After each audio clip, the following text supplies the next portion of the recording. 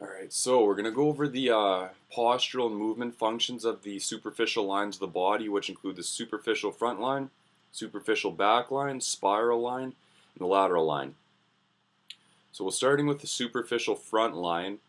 It originates on the tip of the toes, comes right up, entire front side of the body, and ends on the sides of the head, so right around here. Okay, so it covers the entire front side of the body.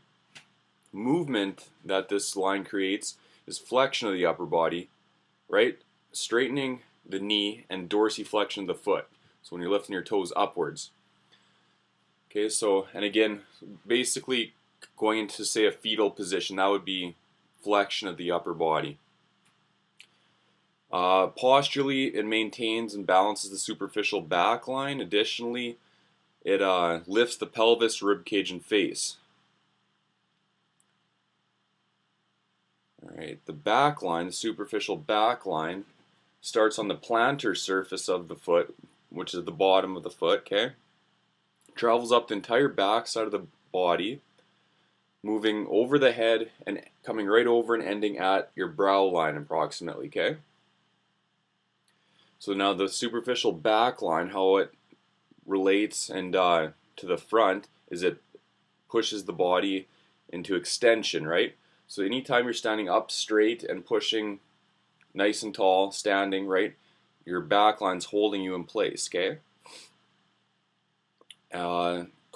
Although there are common, say, injuries, sorenesses with the back line, there's curve regions.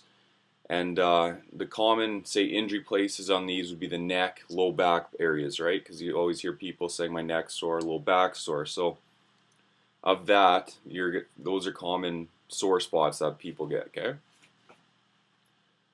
The spiral line creates spirals in the body, rotates around the body, and in eccentric and isometric contraction steadies the trunk and leg to keep you kind of upright and from collapsing, basically. It maintains your balance across all planes, and as well, it compensates and creates maintaining while rotating and lateral shifts in your body. It keeps you balanced and keeps your knee tracking properly through, say, something as simple as walking, right? So it keeps that all aligned.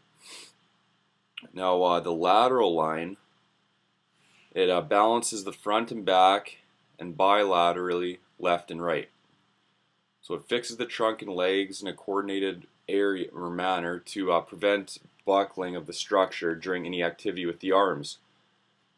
So the movement pattern now is flexion of the trunk. So that's like, say it's like this, side to side, using your lateral lines, right? Abduction of the hip as well as a version of the foot, and a break, like it kind of holds you in place during lateral and rotational movements of the trunk. Alright, the back functional line and front functional line, why they're unique in a sense is they both attach right at the armpit, so where the lats are and the pecs are, both those muscles come together and attach in the same spot, and that's where they originate from. And why that's kind of interesting is because in certain movements they're both activated. So for example, here I have the example of when a pitcher's pitching a baseball, in his back swing, when he's right stretched back like that, ready to follow through, the front functional line's completely engaged like that, right?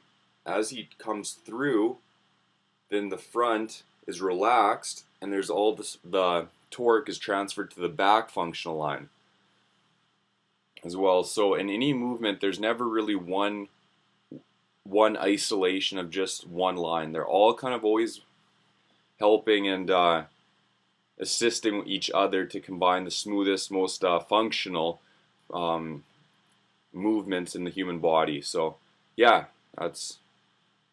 that is that.